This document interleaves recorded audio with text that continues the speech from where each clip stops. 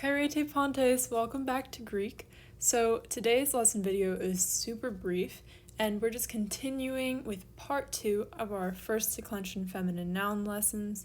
So today we're going to be going over the short alpha os subset and the alpha ace subset of first declension noun endings, and then we'll just be doing our vocab set. And at the very end of the lesson, as always, a teaser for next lesson's video where we'll be using a future verb in a sentence. So, first we're going to be going through the a-os subcategory, and this is different than what we learned last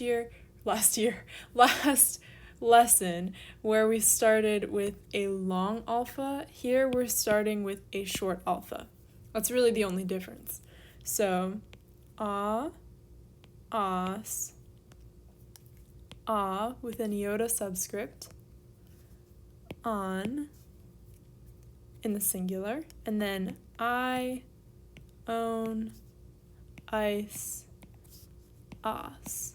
And like I mentioned in the last lesson, we're going to stop worrying about accents and all that stuff on nouns and only worry about it on verbs, conjunctions, interjections, whatever else. Just not nouns, because it does get a little bit complicated and we just don't need to be worrying about that. And then in the vocative, just like we learned in the last lesson, you just take the nominative forms. So here we have in the singular and I in the plural in nominative. So we'll also have in the singular and I in the plural for vocative. And that's it for this subcategory. And now on to the ace subcategory. So here's where it gets interesting. The nominative is the genitive is ace, eta, sigma. And then the dative is a with an iota subscript. But then it flips again and you get on in the accusative. So you're getting this mix between alpha and eta stems. So that's obviously why it's called the ace subcategory. But all you really need to remember is that your genitive and dative have the eta, but your nominative and accusative, and also your vocative later, have the alpha. And in the plural, it's even easier because you have the same as what you would expect from any other first declension noun. I, own, ice, os. And that's it. And then for our vocative, just like we learned, we go back to the nominative. We have and I. So in the vocative, we'll have and I. So it's really not that tricky. The only time it can get a little bit tricky is if you're trying to change the number of a noun, for example. So if you had a noun ending in own and you thought that it was just a normal os noun, so all alphas, then you're trying to make it singular, then you might not remember that actually your singular should be ace, not os, because you were just assuming that that own ending meant that you would have an alpha here. Or it could be a different noun where it's all etas, whatever it may be. The point is, the only way that this can get tricky is if you just don't recognize the noun altogether, but vocab helps with that, so it'll all be okay. So that is all for our endings today. So I just wanted to do a couple of practice examples, and there will be a lot more practice available in this week's worksheet, which will be linked down below as usual in the description. So, for our first example, we're going to be doing he despoina, and yes, we are going to be using the article again. We always will. So, in the nominative singular, we'll start with the article. We have he, eta with rough breathing, and then despoina,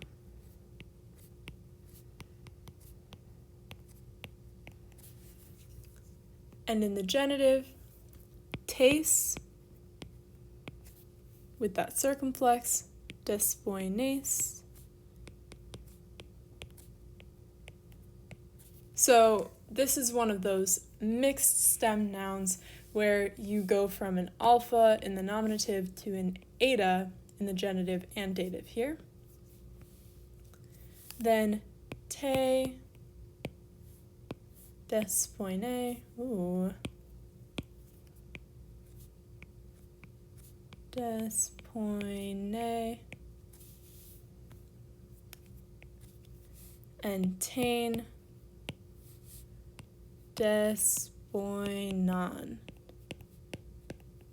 I know that might seem a little bit weird, but it is really just a matter of practicing and hammering it in that it is okay for these to be mixed stems.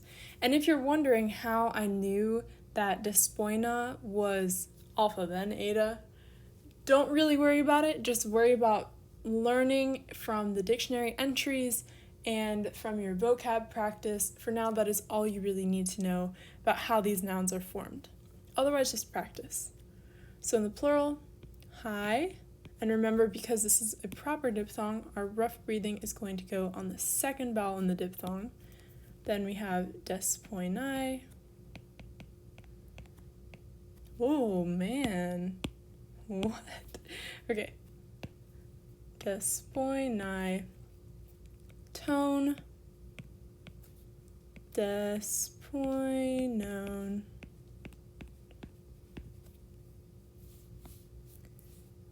tice, despoinice, and toss,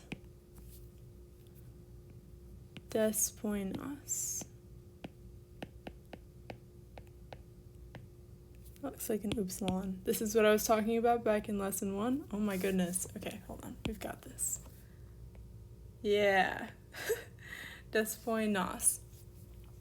So this is a perfect example of, even that isn't a great new, but you want to differentiate between your upsilon and your nu. There are a couple letters like that where writing as clearly as possible is really going to help you. So try to do that as much as possible. And then in our vocative, remember that we can use O,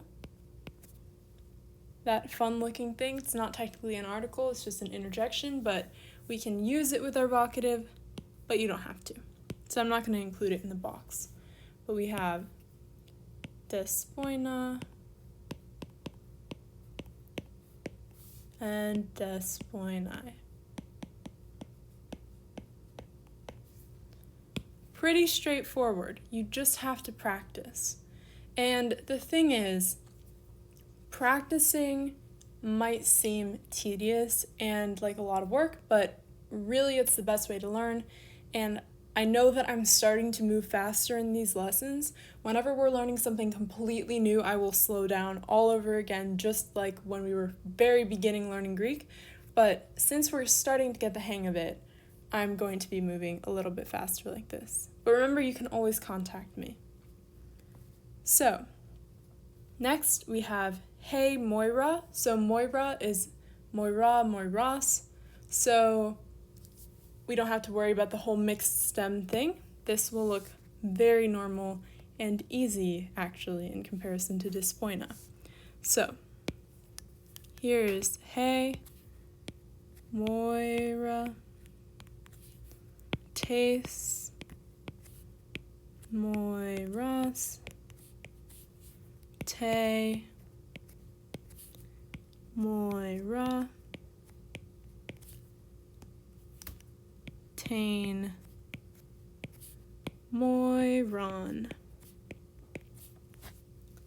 And then in the plural, hi Moirai, tone,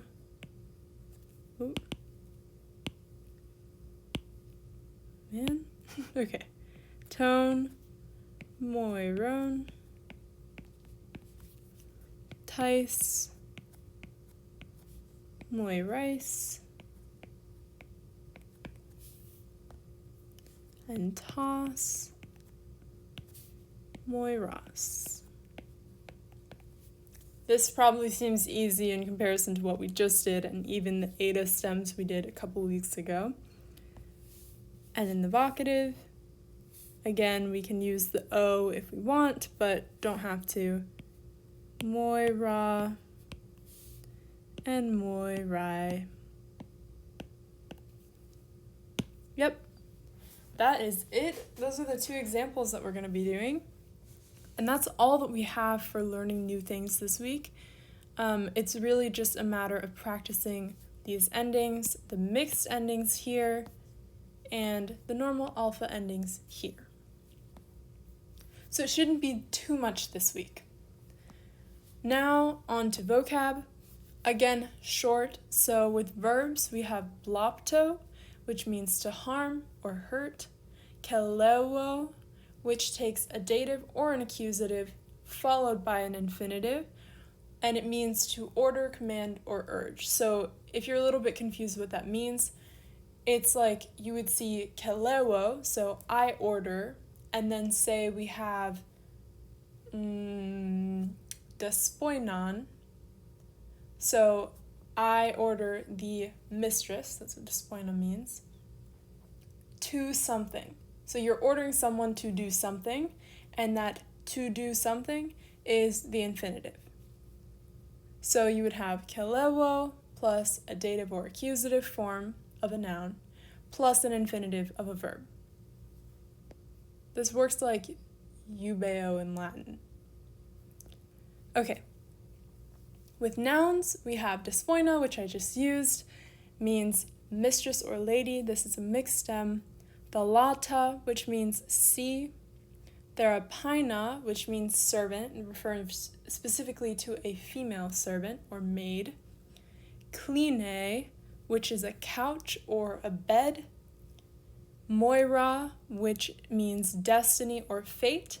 And this right here, what I wrote, means that when Moira is capitalized, it means destiny or fate, as in capital destiny or capital fate.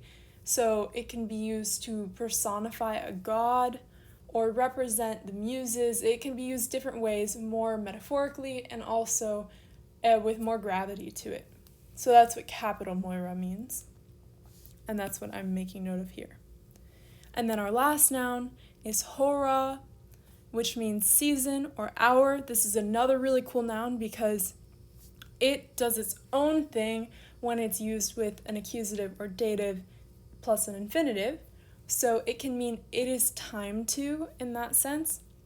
So you could see hora and then some form of an accusative or dative noun plus an infinitive. So like it is time for someone to do something. That is an example of how this would work. And then we have one conjunction, which is epe or epede, just two different forms meaning the same thing. And this is sort of like cum in Latin. So it can mean when, after, since, because. The wasabi endings, like cum has, is epe in Greek. And if you don't know what wasabi is, feel free to reach out. I'm happy to explain it. But it's just when, after, since, or because, depending on how it's used and what makes the most sense to you, given the context of a sentence. Okay, so our very last thing is a teaser for next week's video. And here we have a fun, short little sentence using words that we learned at this point. So, tein therapainon akusomen. So we are used to seeing akuo, right? But what's weird here is this sigma. So we learned the amen ending, right? And we know that that is first person plural in the present active indicative stem. But we're not used to seeing this sigma here. What that sigma does is it makes akuo future. And this happens to so many verbs, but there are also certain verbs where there are rules based on the last part of their stem. When you add a sigma, it doesn't necessarily work really straightforward, so you have to replace letters with different letters. All that stuff we're going to be covering next week and a bit of a bulkier lesson video, but it's going to be super straightforward once we go through it. And so here I just gave you a nice little simple one to start off with. Akusomen, so we will hear. Tain therapainon is the slave girl. So we will hear the slave girl. That is it. That is all that we have for this week. I hope you're excited to learn more about these future verbs next week. And until then, remember to practice in the worksheet linked down below in the description. Reach out to me at president@fjcl.org or by DMing the official FJCL Instagram. However you want to reach me, I'm happy to answer any of your questions or just talk about Greek in the JCL, whatever you want to do. Thank you so much for watching, and I will see you next week.